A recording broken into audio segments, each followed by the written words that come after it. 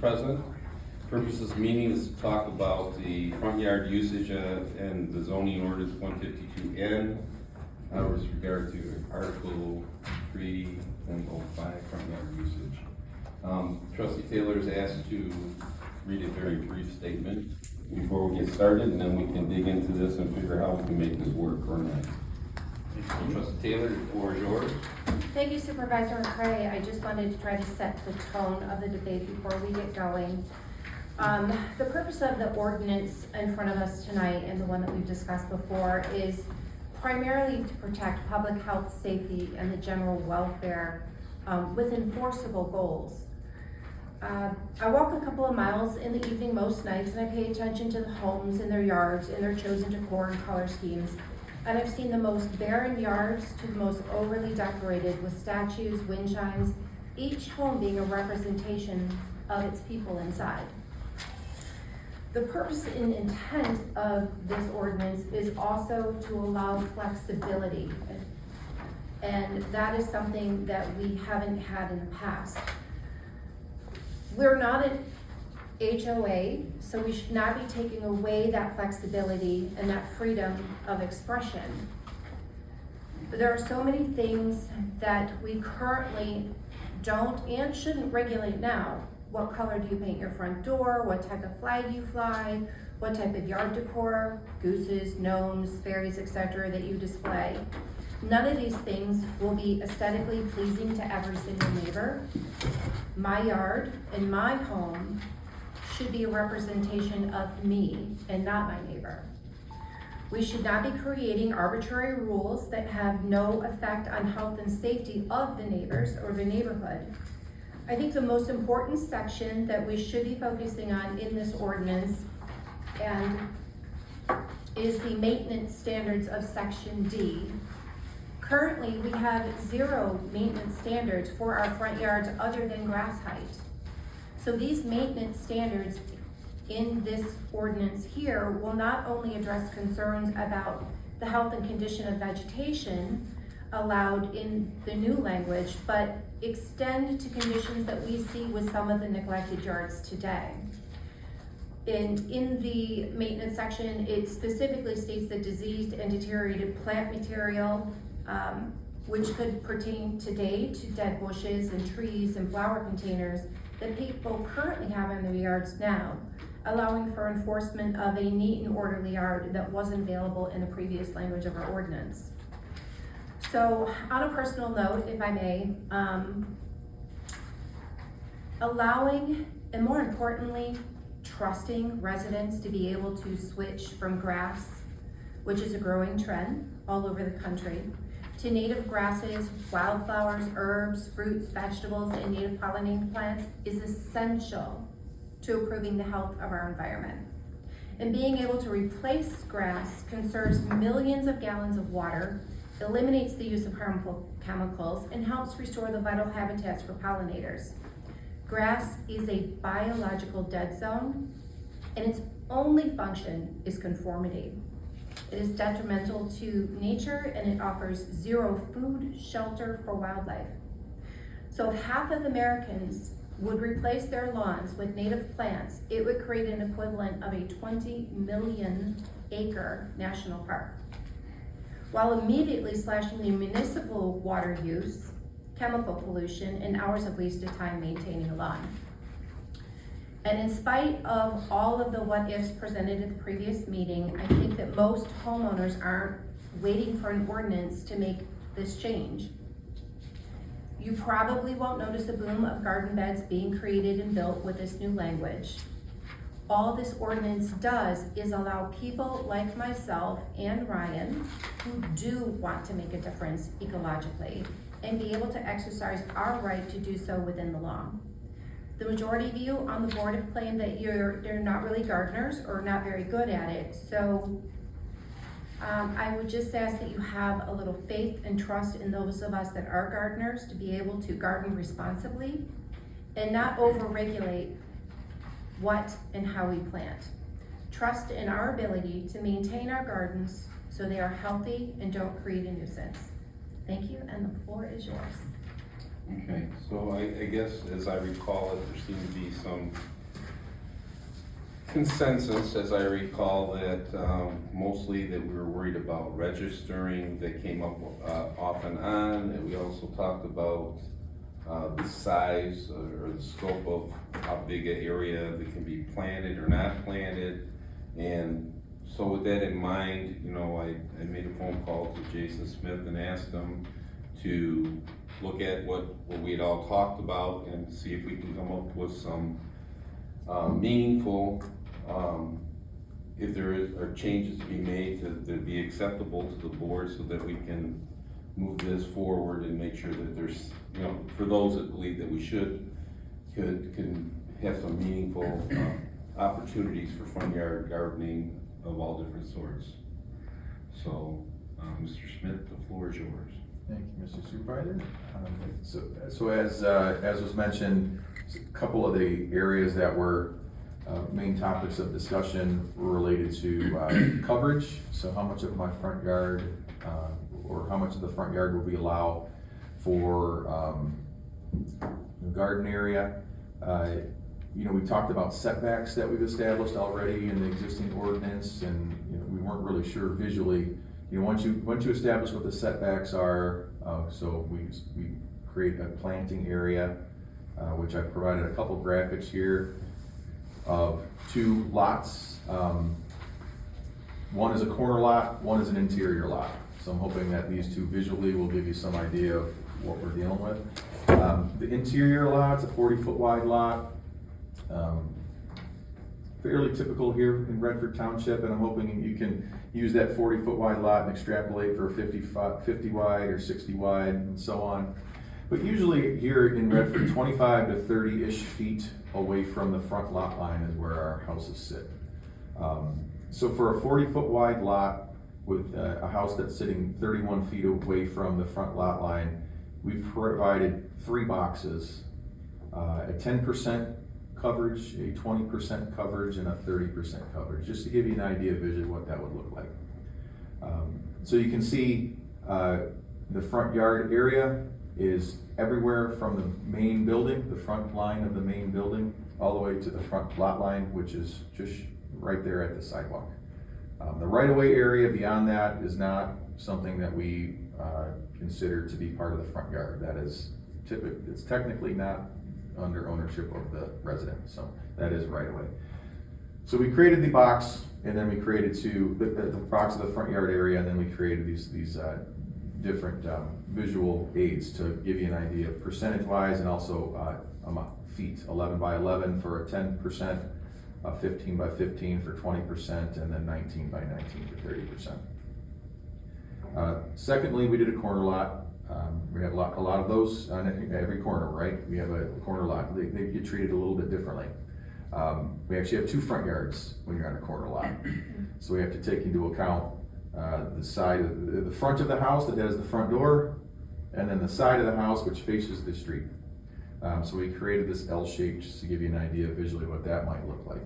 So again, we did a 10%, 20%, and 30% box here, so you can get an idea of what type of coverage that would look like here on these on that lot. So I'm hoping that this helps out. I know there's talk that once we can create the setbacks, then it might eliminate a lot of the concern. But as you can see, you know, as you go 10, 20, 30, those would look very different visually if you created a raised bed garden and utilized those different percentages. So, Mr. Supervisor, I'm not sure how you want to go about the discussion. If we want to talk about this lot coverage first. I think let's talk about lot coverage first. I guess, and I'm looking at both of these drawings, and there's a sidewalk that goes through. Is that sidewalk part of the lot because they can't plant in that? Correct. Yeah, sidewalk's not considered part of the lot. Oh, well, even though it's underneath it. The walkway? The walkway, yeah. So the Oh, walkway. yeah, I'm sorry, you're talking about the walkway going to the front door? Yes. Yeah, I mean, it's just a visual, yeah, so. Okay. Yeah, the walkway leaving the front door is technically part of the front yard area. Okay. So if they wanted to tear that walkway out and put a garden there, they could, you know, if this if they want And to. nobody's gonna do that. Yeah, right, no one will do that, but I it's, wouldn't want to do that, but. yeah, and you can obviously shift these boxes around within, within the limits of the setbacks and the clear vision zone, depending on the, you know, your needs, on your lot. Okay, so last time we talked, somebody threw out a number of 25%. I mean, we're looking at, you know, the difference between that and what was thrown out is 5% if we did 30. I guess my other question would be is, as far as enforcement, I mean, I don't think our guys are gonna go out with tape measures and measure everybody's yard. For one, it would take a long time and nobody would be able to do anything in the front yard until, or they'd be constantly talking to our guys every single day and say, well, let's measure, and we're gonna argue over 3 inches or 2 inches or something. we don't want to create that kind of situation. So, but in this area, and then I'll be quiet and let hear what somebody else said. In this area is for raised beds only, correct? That's correct. So we wouldn't have to worry about, so it's not, if it's planted aggressive, these are in the area of raised bed, they should be able to know where they go. That's right. So when we're talking about this lot, or the coverage here, these two graphics, we're specifically talking about raised bed gardens. We're not Okay. talking about, you know, traditional landscaping, flowers, things of that nature. Yeah, okay, this is gardening. Correct. Okay, so is there a, and I'm trying to draw, because I know we got this new one. So if this is the area they're planning in, they can be 1 inch high, the beds, or they have to be a minimum so high? Yeah, we do have dimensional rules for gardens. It's Okay. section F. Okay. So the height of the area within the vegetable garden would be 48 inches maximum height. Well, but is there a minimum height? There's a minimum height for the raised bed itself, Oh, okay. which is 4 to 12 inches is the range. You can have a raised bed. Okay. So the minimum will be 4, max will be 12, and then altogether, raised bed plus plants, 48. Okay. That's all I have. Questions from the rest of the board? As it pertains to area and size and all that good stuff. To the chair, Trustee Reed? I guess it's a comment, is looking at this diagram, what's helpful is we're considering the entire lot, which we should, the driveway, and so for me, where I get stuck on the idea of any kind of percentage versus just using these buffers and sight lines and kind of guiding obvious rules around safety, visibility, and property lines is, what if somebody has a double wide driveway? So if you look at their small plot of grass, you go, oh, that's 80% of their grass is now a raised bed. Oh, well, actually the property is, you get into it's just a mess. I don't know how we would ever, for me, the percentage thing just gets so complicated so fast because everybody's layout is different versus just, and I really appreciate you doing this, it's helpful to see it. I look at the 4-foot setback, 3-foot setback, the 10 feet and the driveway clearance, and I go, yeah, that alone is gonna restrict you. Not to mention, I mean, I have 2 4x8 foot raised beds in my backyard and 2 4x4 foot raised beds.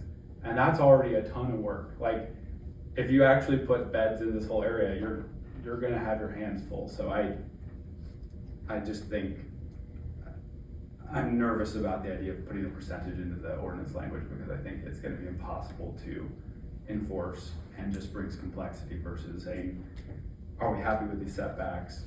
And I know not everyone's on the same page with that, but that's my perspective. So this is helpful to see, and I think I'm still kind of in support of just what we had at the last meeting regarding setbacks and line of sight.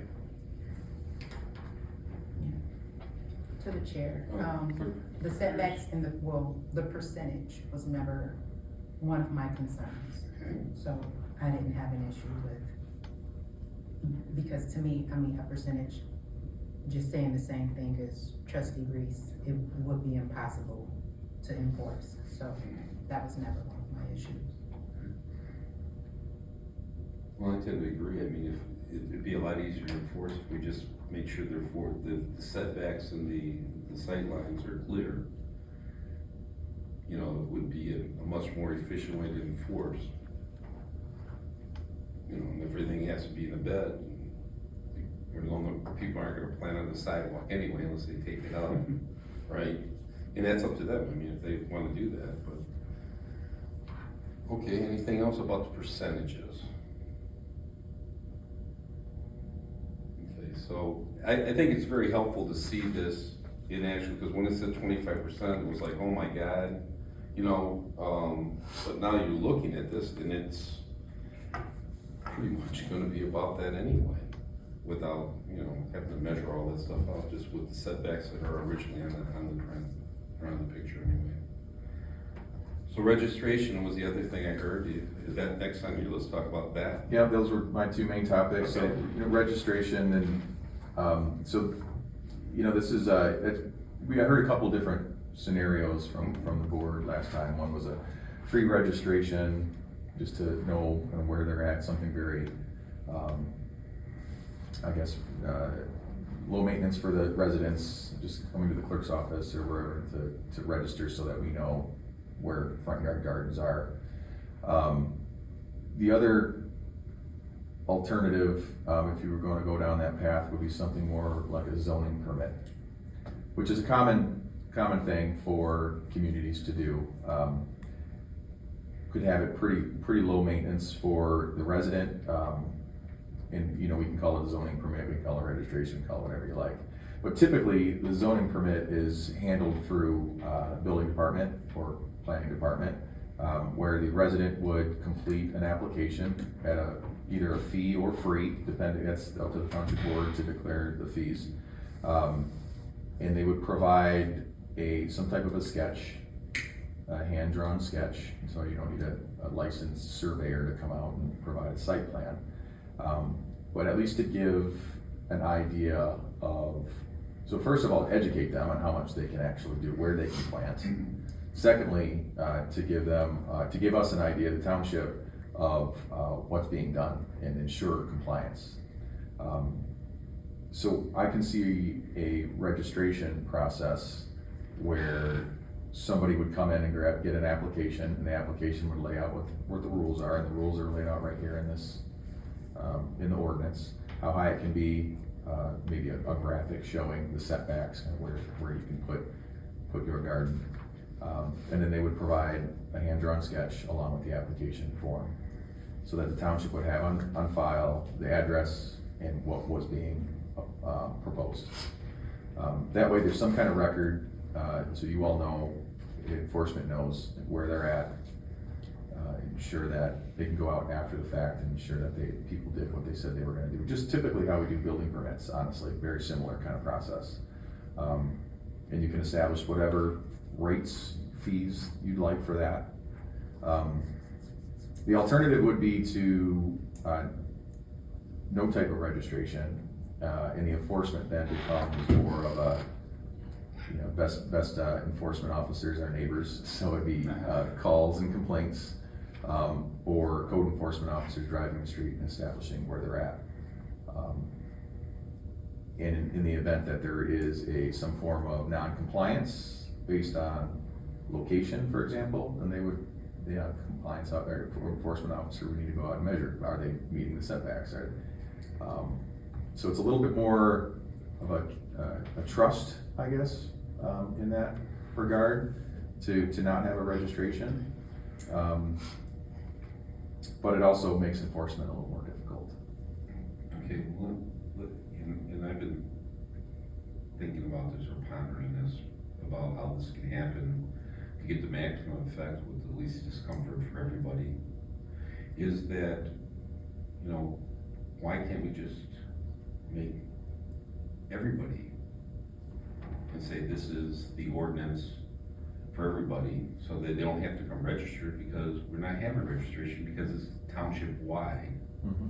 And whenever they get a call about somebody's not taking care of it, they go out and see if they met the setback rules, and if they haven't, then they tell them they have so many days to comply.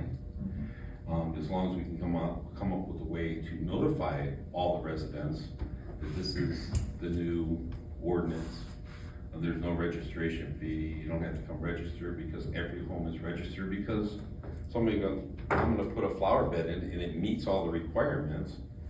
I don't want somebody to get a ticket because they forgot to register, didn't know, right? Sure. Or I don't wanna have our ordinance officers going, well, are they registered or not? If we make it a blanket to say that this is the new ordinance, this is what's enforceable, and just make sure they're educated and get this, or do something to educate to let them know that this is what it is, then we don't have to have registration, because everybody's registered. Because maybe I wanna put one in and I don't know, I put it in, then the ordinance officers gotta talk to me and waste their time, because I just have to register it anyway.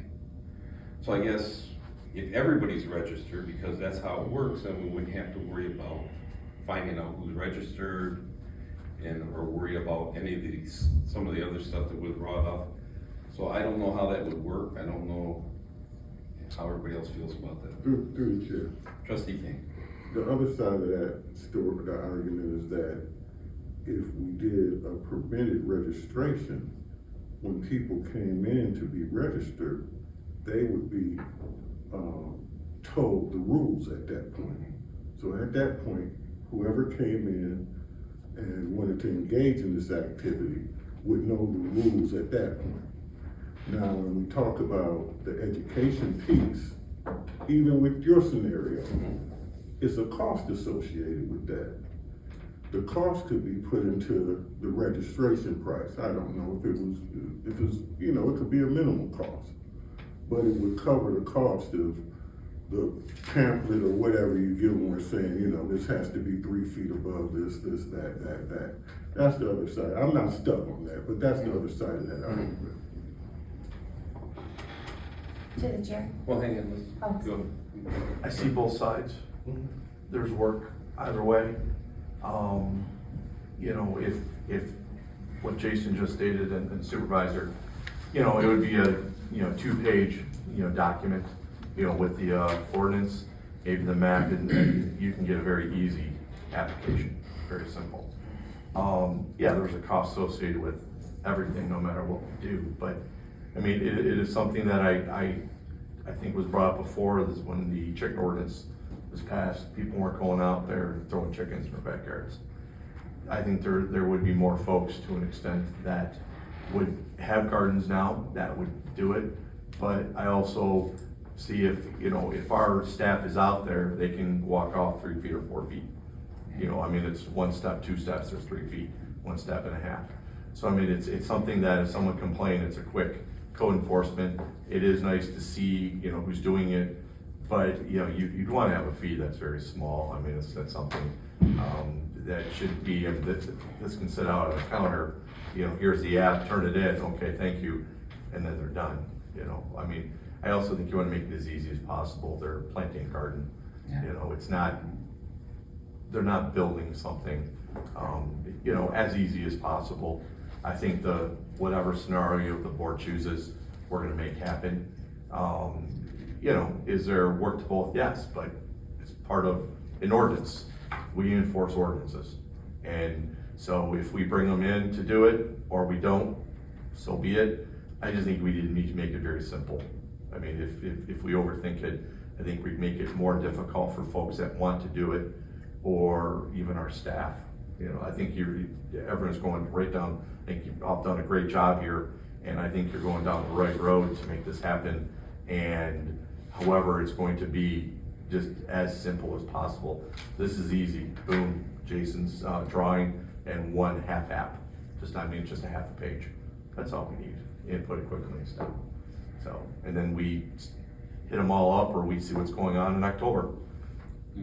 Okay, I guess my question would be is that we've done other things that we've sent out with the water bills, and they go to every single house.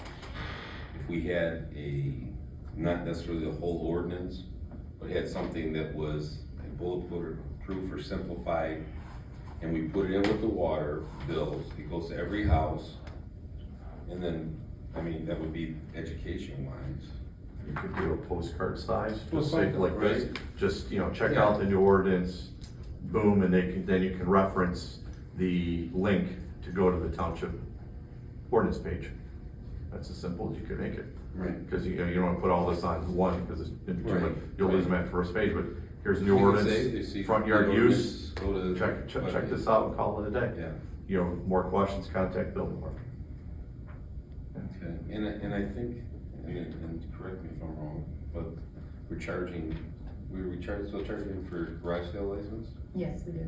And this, $5 for the first, Yeah. $10 for the 2 follow-up. So there's a total of 3. okay. So we're only charging $5 for a garage sale. Correct.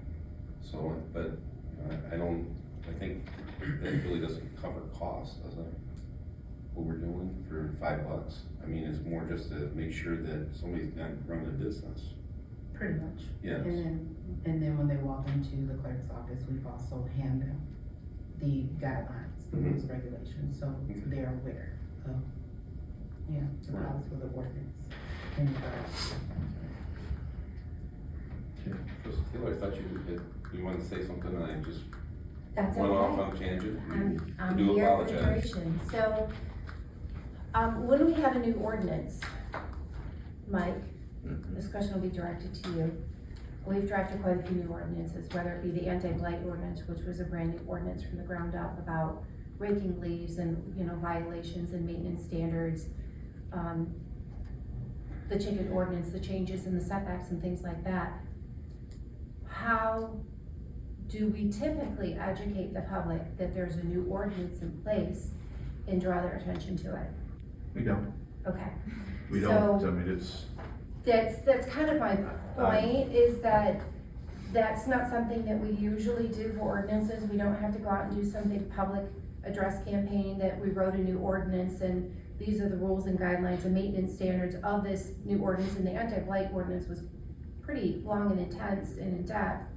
So I think public education comes from those that are seeking it. Like if somebody like, oh, I wanna build some beds for my front yard, I wonder if there's an ordinance against it, and they would maybe seek that information out before they did it. I think what this ordinance really does, more than anything, is it puts probably about 80% of the people that live in this township who are already gardening in decorating in ways that are not within our current ordinance, that are all in violation, puts all of these people, within compliance. So what you're doing is you're taking 80% of the residents in the township that are currently not in compliance with our front yard ordinance, correct? With everything that they've got planted, their decorations. I walk through my neighborhood, I have several neighbors that already have beds in their front yards where they're growing whatever they're growing, and statues, and so they're all not in compliance. So what this does is pretty much put all of those people in compliance. And they're not looking to see if there's an ordinance, whether or not they can plant flowers instead of grass, or plant ground cover instead of grass, or put 20 gnome statues in their front yard, or hang 100 wind chimes from their trees, which I've seen both. That would be outside the ordinance. Oh, I've seen it. Well, but it's It's still outside the It's in my ordinance. neighborhood It's a noise right now, but problem. my point being is that they're not seeking out the information for any of the ordinances, and we've not had to really do a public campaign to let people know. I mean, we could certainly put it on Facebook. Here's the new front yard ordinance that will now put you in compliance and what also allows people to do these things that they want to do. It could be on the Redford Charter Township front page under the news. It could be on the DPS page. I mean, those are ways to let the public know of an ordinance change, but I don't think we need to go to the expense of printing something, mailing it. I would even like to play devil's advocate and say we don't need to go to the expense of doing zoning permits and printing applications and doing all of that because somebody wants to put a box of vegetables in their front yard. I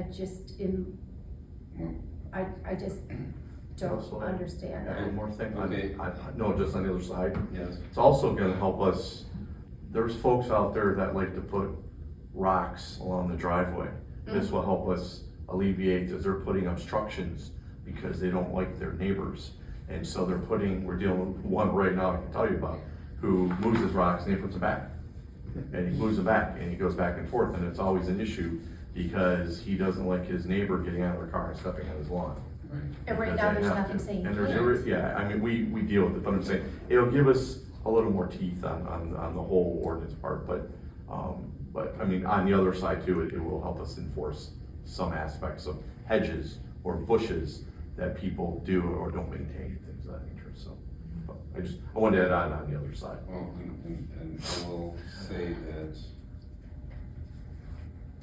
after last conversation, there was things worried that the word targeting, whoever registers and all that. And the reason that we tried to do some education, and I'm hoping it minimizes any of that concern, because I don't want somebody to do something real nice and they go, oh, you're not supposed to put it there, I want to have them an opportunity to do some good things and not feel that the ordinance enforcement is picking on them because they didn't understand how big or how small or where it has to be or how high it has to be. My thought was only to be proactive, because I don't want people to try to make their yards look nice and But because how are they it's gonna too know high. that they have to register? That's my point. Well, You but- still have to put out a public education campaign if there's Sure, new ordinance. Sure. Right, you still have to reach the people to inform Yeah. them that they have to register. I And then agree. if they don't, now they're already in violation and they haven't even started. Right.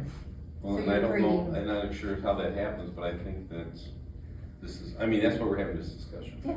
Right? So, anybody else besides myself and Ken talking a lot? To the chair. Trustee Reese. I was one of the sort of advocates of I would call it the opt-in approach, never call it registration, but I know it's the same thing. Not because I like registration, not because I want there to be any cost. The reason I initially advocated is because I think the whole goal is to reduce enforcement effort. And so it's saying, hey, if there's 35 residents who want to have these raised bed operations, more than even one, they're gonna really maximize, and that's great. It would be helpful to just know where they're at, just so that at the end of the season, there can be that, hey, next year, are they doing it again, or are you guys done? It's not the hill I'm gonna die on. I agree. I mean, I think if I had my way, maybe this wouldn't work. If we were gonna do the registration, it would just be email the clerk with subject, home address, raised bed. Like, that's how non-painful I would want it to be. No cost, just that, hey, I'm doing this, But I see, you're right, Trustee Taylor. Most people have never read any of the ordinances in the township. They do what they want, and that's great. Which means we're on to option 3, which is your neighbors are gonna call on you. And that's really it. That is how we do enforcement, is people get upset, they look it up, they say, you're in violation, they call us, we go, and then we enforce. And I think it is trying to swim upstream to maybe resist that. So I think I'm at this point in the no registration, let's just roll it out. However, and this is something I brought up in that last meeting, and have played with looking at a bit, is I do still feel there needs to be some kind of language about if a raised bed is built and then it is no longer being used, it needs to be removed. Specifically, my sort of guiding light scenario is you buy a house in Redford, you move into this neighborhood, your neighbor is awesome. They've got awesome gardens, they're doing all this cool stuff, they're sharing their zucchinis because everyone gets way too many zucchinis. Like, they're a great neighbor, they are retiring and they moved to Florida. Ah, bummer. Who moves in? A new person who has zero interest in gardening. And I've seen this happen. And within a year, that yard is a mess. And I know we have language about neat and orderly, that's great. So maybe they just weed whip everything down. They just go through their yard, kill everything. Right. And now you just have this barren wasteland. And they're right, it's their property. But I do think that if they're not gonna use these raised beds, they should remove them, because what you're gonna have is a 12-foot tall, 4x8 foot box sitting empty, and they'll have to weed it, they'll have to maintain it. I would hope that the person would just take the initiative, get rid of it. But that has not been my experience with many people, even in my own neighborhood. When there'll be a really great home, it gets purchased, and you just don't know. And so when I'm thinking about the language of it, it's really just, I want residents to have something that is enforceable, where they're like, man, this house has had these boxes sitting empty for 3 years. They look at it and go, currently, there's not really anything I can do. They're in compliance. It's neat and orderly, they keep it cut. It's not over the height limit, it's not over the side distance, it's set back, because the previous owner who installed did a great job. That's where I would want something like, hypothetically, of course, like an add-on to subsection 4 that says, in addition, raised garden beds installed pursuant to this section shall be maintained in active use for the cultivation of gardens. Raised garden beds that are not in use for growing cultivated gardens or that have been abandoned or left in a deteriorated or empty condition shall be removed by the property owner, and the area shall be restored to a neat, healthy, and orderly condition consistent with the landscaping and maintenance requirements of this section in chapter 38 of the Redford Township Code of Ordinances. You know, I'm happy to not, the experts can write the language. My point is, and I think it's even. That's good. You should email I was that. gonna say, Okay. that's good, yeah. Through the chair, I'm sorry. No. Rachel, we need that recorded. Just through the chair, but, Yes, go I ahead. mean, I agree, but who determines how do you determine if I abandon the use? I was actually gonna touch on that. Do You- you mind if I share what I was? Yeah, go ahead. My framework would be, because actually I was talking with Ryan, he's been very persistent, a great chat with him after the last meeting. Some people grow winter gardens, some people grow in the fall, some, you know, I grew garlic, so we planted that in the fall, and it stayed all winter, and we just harvested it. Like, I'm down for all of that. My parents have a raised bed, they put a top on it, and they grow lettuce into December. So like, there's all kinds of things you can do. But I think saying, if you don't grow something for 30 consecutive days, from April 1st to October, like, if something, it takes time to grow stuff. So you'll know if it's not in use by saying, if you didn't plant and grow a thing in this 9-month window of April through October, then it's not in use. Like that, it's no longer doing what it's Well, intended and to do. I'm, if I may interject just for a minute, Go ahead. is that we talk about enforcement, to tell, to watch to see if somebody's grown something is nuts. And if I didn't wanna, either I didn't want to, or I didn't have the money to take down a flower bed, I would go to the store and once a month, put one flower in there, and it dies, but pretty much right now, we have ordinances that you gotta keep it up. So either it can be barren with one flower, just so that I don't have to tear it down because I can't afford it, or I, you know, whatever the reason. I think that enforcement's important. If we have enforcement that says that flower beds have to be used, or not full of weeds or something, if it's vacant, it's vacant. I mean, I don't know, telling somebody you gotta tear something down, that's a lot. It's an expense and people won't get around it. Trustee King. Through the chair. So, back to a registration. If they didn't register for this coming year, that would be a sign of abandoning use. I'm not gonna use it this year, I didn't register this year. If I register next year, I'm gonna use it next year. Because if you can't, I mean, our department can't go out there and see if somebody's planted something in the last 30 days or, you know, inspect every raised bed. That would be impossible. And also, I mean, just because I didn't plant for 30 days, that doesn't mean I abandoned the use of my bed. I might be still planning to plant something in the next 30 days. So, I mean, I'm not gonna die on it either, but as a matter of practicality, it'll be hard to say when somebody abandoned the use, unless you do a registration where they say, I'm not using it this year, you know, or something like that. I could add something here. Yeah. It's no different that from someone who has a rental home, still rents it but doesn't register, and we have to go through the courts.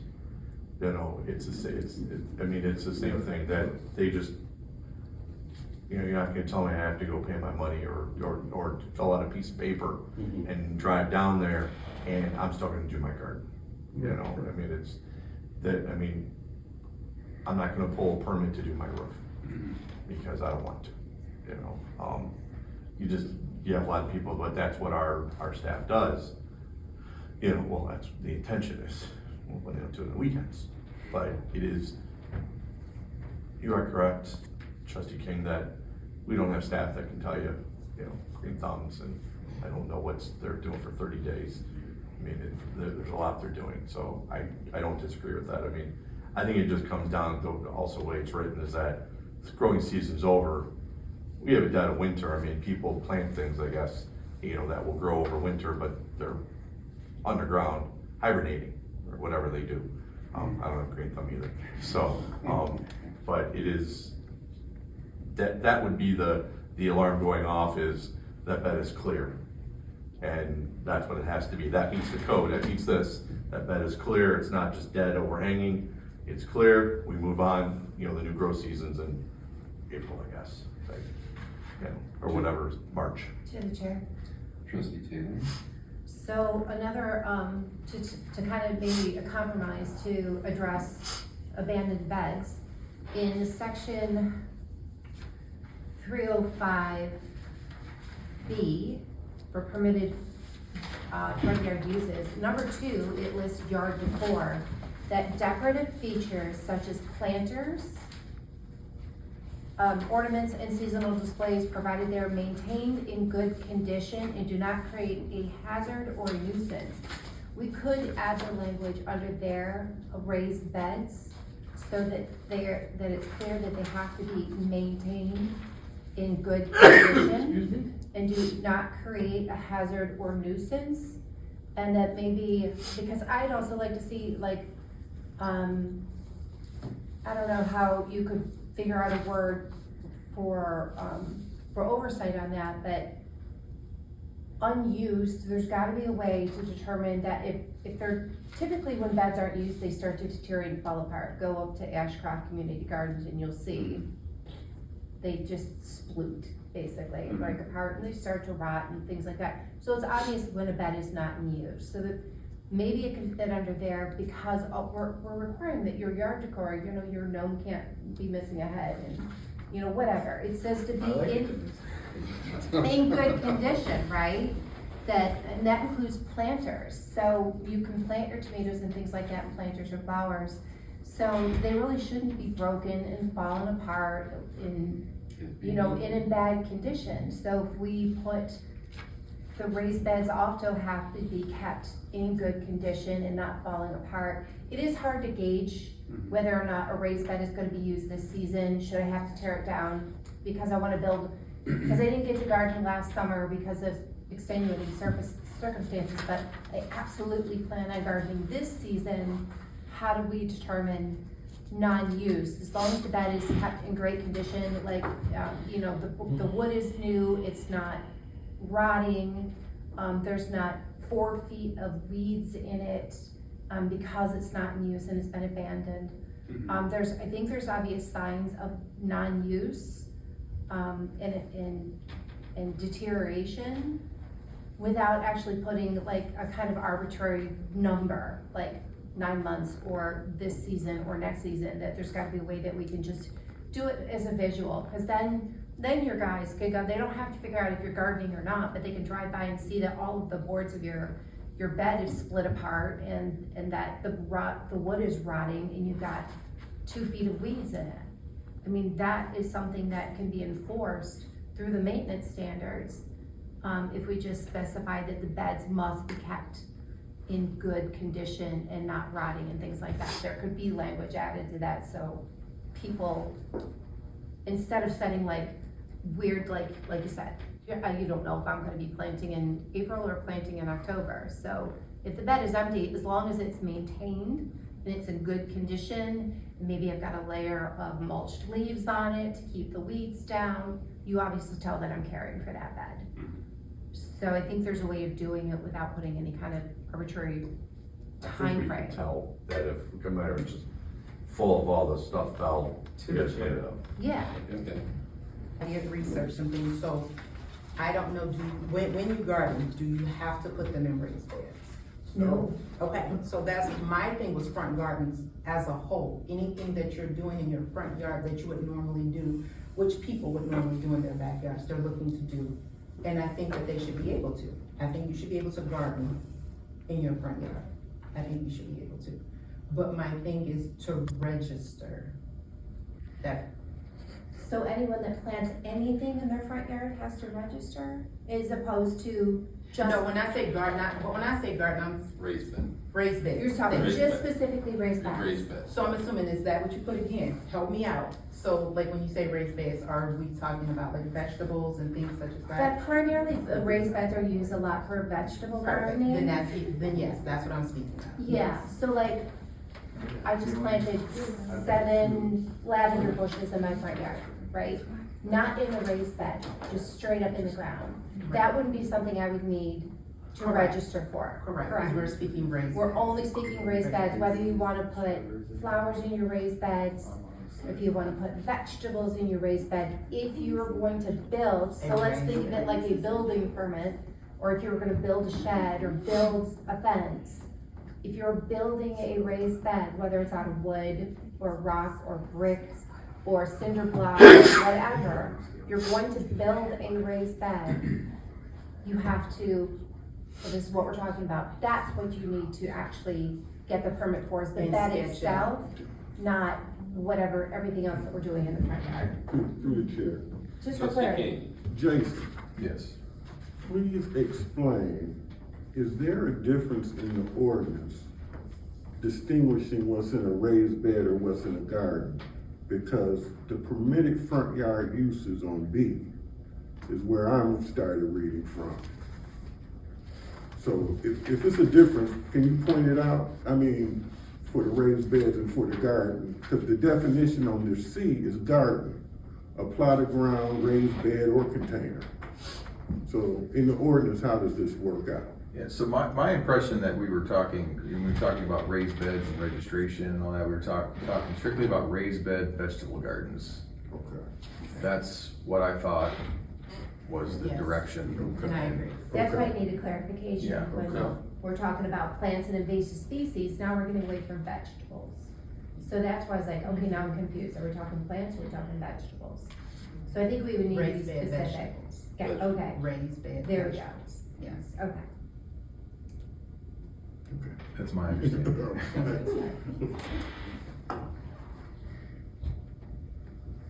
Other discussion, questions? I guess what I'm hearing is that some would like to have registration that doesn't cost, and that it's for the raised beds. No cost of registration, just go and register, and they give you a copy of the ordinance, or whatever else that the clerk has in her mind, and then that's done, and it's once a year, so that way if you decide you're not gonna do it, if you don't register, then you're not doing it. My question would be that for those that say, well, I didn't know, or enforcement wise, are we gonna tell them, you need to go over and register? And not give them a ticket, cause I don't think that if they don't know right now, we're supposed to be giving warning on all these things, and maybe we tell them that they. Pardon me? They would get a warning first, and if they didn't do it, then they would get a $75 ticket. Right, So it's well worth them doing it. I guess what I'm saying is that, when somebody gets a warning now about something, how long before they go back and they say, we're gonna give you a ticket? 2 weeks. Okay, so if they had to move a bed because they put it in the wrong spot or something, I don't know if you're gonna get that done in 2 weeks. Well, that's, Well, I guess I think this is all a great idea, but again, we wanna part of what we're doing is we wanna make sure that if there's a error in judgment or ignorance to what the law is or the rule, is that anybody that's outside of that has a reasonable amount of time to make an adjustment, especially if I put a couple of beds in and it took me, a month to do all that. And you've got And 2 then months tell worth them, of tulips now you need to in move it. it over because you're too close to the property line or something. The only thing I can say for sure, if it's a visual thing that you can't see getting out of your driveway, then I say, yeah, you gotta take it out now. Because it's a safety thing.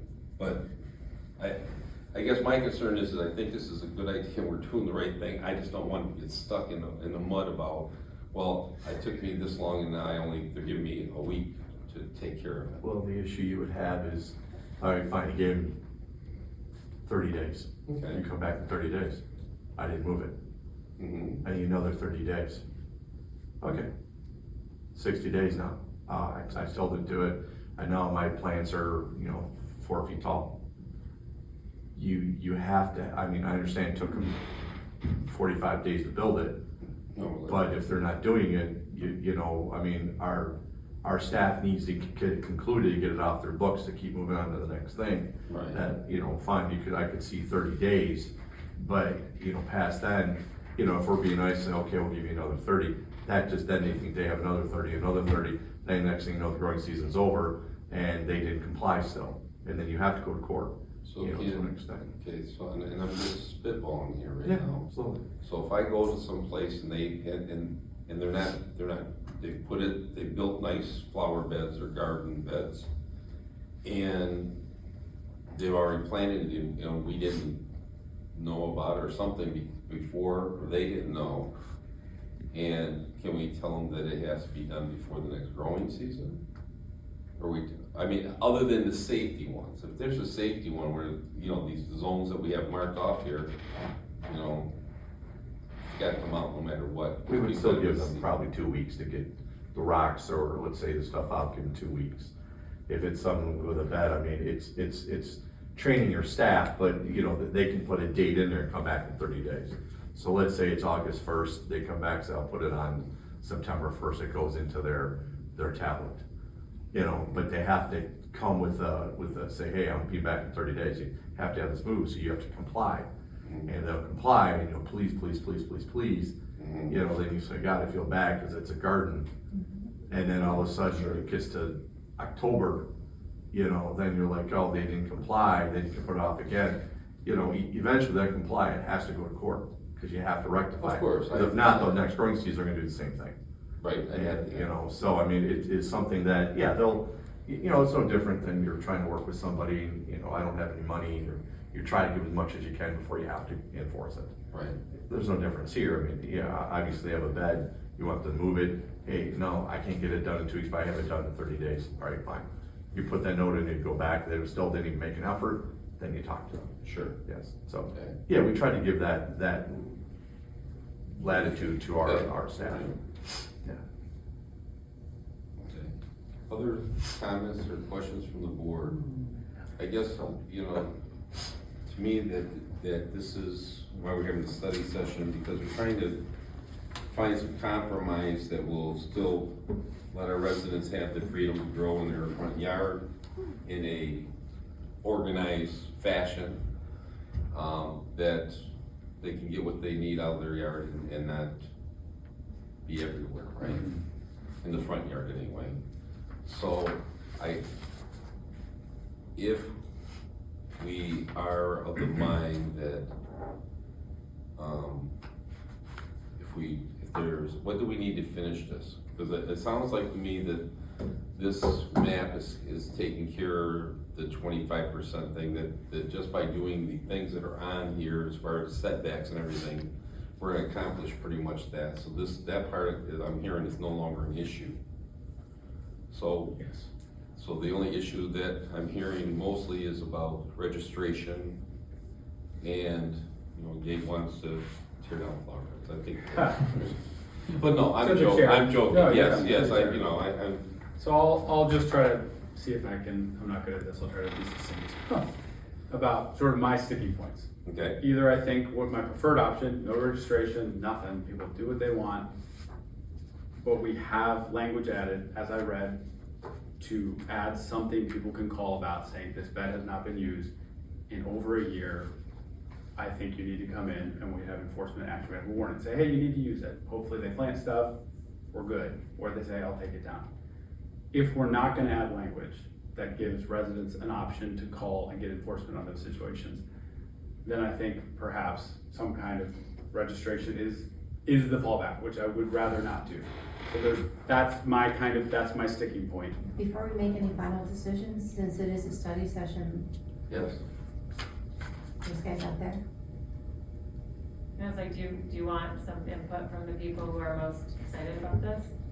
Well, please, It is a please. study session. Go ahead.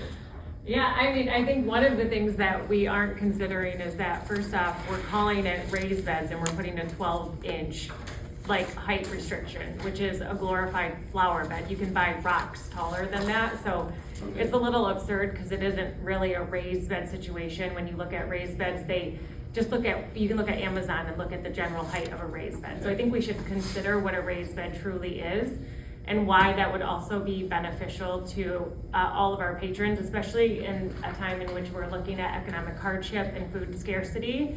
And so when we're looking at that, now we're asking them to jump through additional loops, making there more points of friction when there comes to a registration, and asking them to really acquire more fees, which really offsets the whole point of food scarcity and growing your own food, which with all of this resistance. And I think we're really planning for like this insurgence of growth that's going to happen, but most people who aren't growing aren't going to begin growing because growing takes extra time, extra fees. And so I think we really are addressing and really helping facilitate guidelines to those that are already growing, that are excited to expand their footprint, to make a bigger impact for the reasons that they're growing for their family. I think the amendment that you were talking about to the unsightliness and adding raised beds into that aspect as opposed to putting all these parameters in the new ordinance makes more sense, because then it's able to be assessed, it's able to be addressed, but it doesn't require all of these like fine-tuned little nuanced things when really we want to make it simple, because the benefit of more of our residents growing is not only their own food scarcity and the ability to provide for their family or their neighbors, but you're also looking at better soil quality. You're looking at less likelihood of flooding. And we know what the soil, or rather let's call it dirt, because that's what we have in our community. We know what the dirt is doing. And we know that we're not getting great soil absorption. We know that we're having to spend a lot of money on water basins because we don't have true quality. And so as opposed to administering more fees, why don't we look at really helping and educating our community on the impact and power of growing, and be the township that changes the trajectory and changes the story and really supports our community and becomes a true, a true township of revitalization in more than one way, and in the ways we already are doing. So that's what I think we should consider, and I think we should talk to the people that are gardening and not put more friction there, rather lean on those resources and see how we can leverage them in our community. Yes, sir. I'd like to reiterate one of her good points, that I appreciated what Trustee Reese was saying, but I think it overlapped with a good point that Trustee Taylor said regarding, is it in use? How does it look? Is it in use is going to be a debatable topic. How does it look is, I think, most pertinent. Does it look run down? Is it falling apart? Which it already is under the gnomes with no heads thing covered. So I agree with all the comments to try and keep it as simple as possible, not being too onerous. And really what the neighbors care about, is it encroaching into my area? Is it, the border of the set-offs instead of percentages? Thank you, because the others, I'm an engineer, that'd be a nightmare for you. just the set-offs from the borders, and then again, is it in use, not in use? Well, how does it look? If you got overgrowth going on in there, well, no. If they decide not to do it, but they mow it in there, but it's in good repair and not falling apart. C'est la vie. Thank you. Okay. Anybody else? Yeah, I'll just say I did like some math, and it seems like we're all like kind of agreeing that the percentage doesn't make sense, because from a standpoint of trying to enforce it, but with the setbacks, this isn't including the driveway, which make this number even like higher. But 5 and Beach behind Fat Cats, the house there is like 55% of the yard is restricted. Just south of Plymouth between Beach and Telegraph, the property there is 42% you can't grow on. My house is just between Beach and Telegraph, just south of 96, 46% of my property I can't use. And then across from St. Vale's on Hope Street, 40%. And then Fordson Highway, they have really small yards there behind the Dairy Whip. 70% of their yard is unusable. And if you include the driveway, it pushes it down like a lot more on that too. So I wish everybody was here, because I know Wilma Jackson, that was like one of her big points of wanting that percentage, and I was hoping that I could speak with her But, yeah, keeping it as simple as possible. I think the better way to do that, less cost and more simple for the building department, would be adding language to it to, within the growing season, are you using it or not? As opposed to a registration. I think that might be a better approach, but let's leave that up to you guys and let you come up with the best solution. Anybody else? Well, I appreciate this discussion, I appreciate the board coming in here, and we're looking for solutions to make this happen, and, if, between now and, tomorrow noon, you know, if we're gonna put this on the, are you gonna be ready to do this for next week? Put it on. Is that the 14th?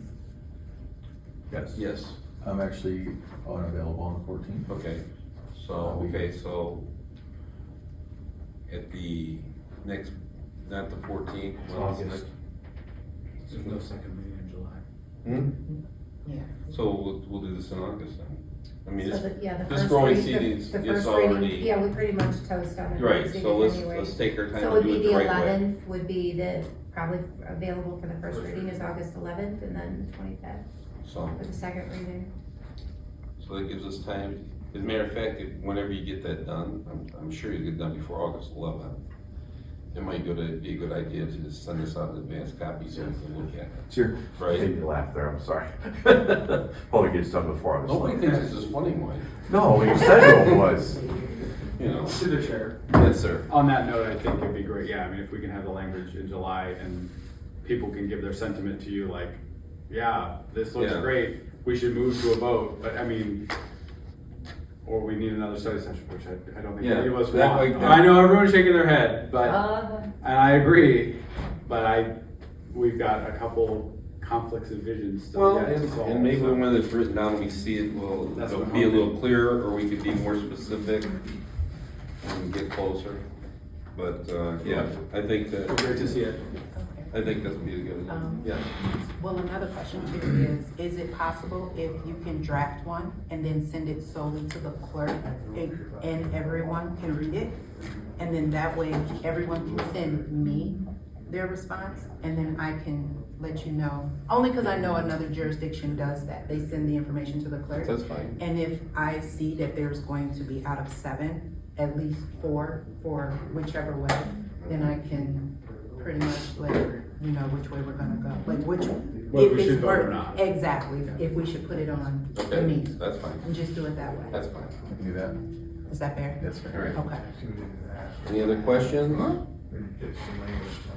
Hearing none, this meeting's adjourned. Thank you all for coming.